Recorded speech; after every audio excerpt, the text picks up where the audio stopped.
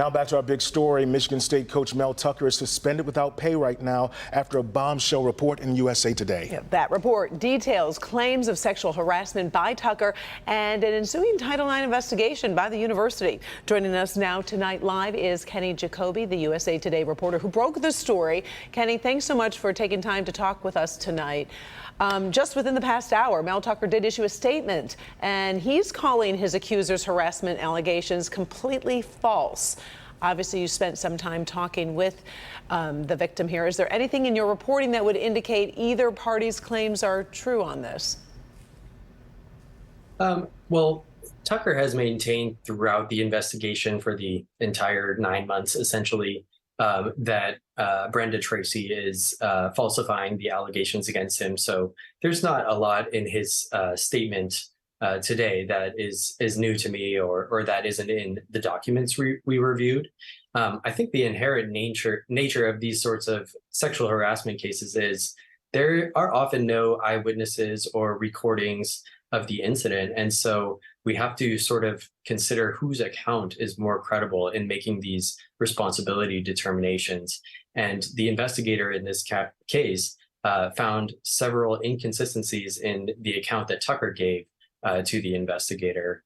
Specifically, he said that he had been at his home when this call occurred, but records the investigator obtained showed that he was in Florida on a university-sponsored work trip.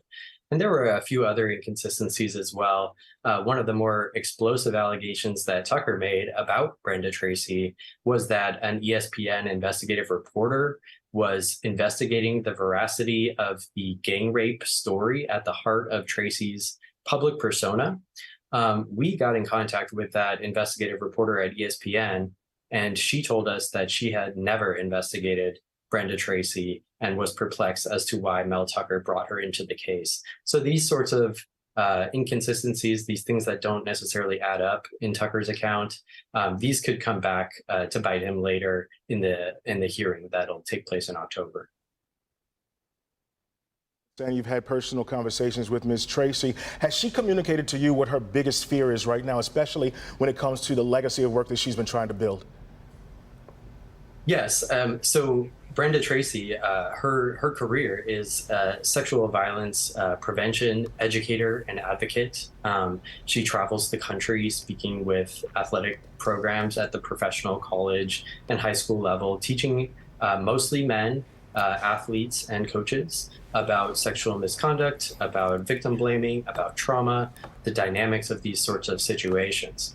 And so for Mel Tucker to claim that, for one, she is falsifying these allegations against him, that she filed a false report, and two, that she mixes personal and private relationships with coaches, is very damaging to her reputation. And his claim related to the ESPN investigative reporter also seeks to undermine that story that is at the heart of her persona. Kenny, we only have a short time. So I wanted to ask you one real quick question, because obviously we're asking the whole who knew what when. I'm sure as a reporter you reached out to Michigan State. Can you give us any kind of inside perspective in terms of when you reached out to them, their reaction, and if you felt like they were going to, quote, wait before they did anything unless it went public? Yeah, so it's a complicated situation, because if you were to suspend Mel Tucker at the onset of the investigation before any fact-finding is done, it's just going to raise so many questions about what the reasons are for this and cause so much rumors and speculation that might be something that victims in these sorts of situations don't necessarily want. And so the fact that he was placed on suspension yesterday, 8.5 months into the case, that doesn't necessarily surprise me. We first contacted Michigan State about our story on Saturday. They issued a statement, and then they suspended him the next day. All right. All right, Kenny, thanks so much for your time. Definitely got a lot of people talking about this one. We appreciate you joining us. Thank you.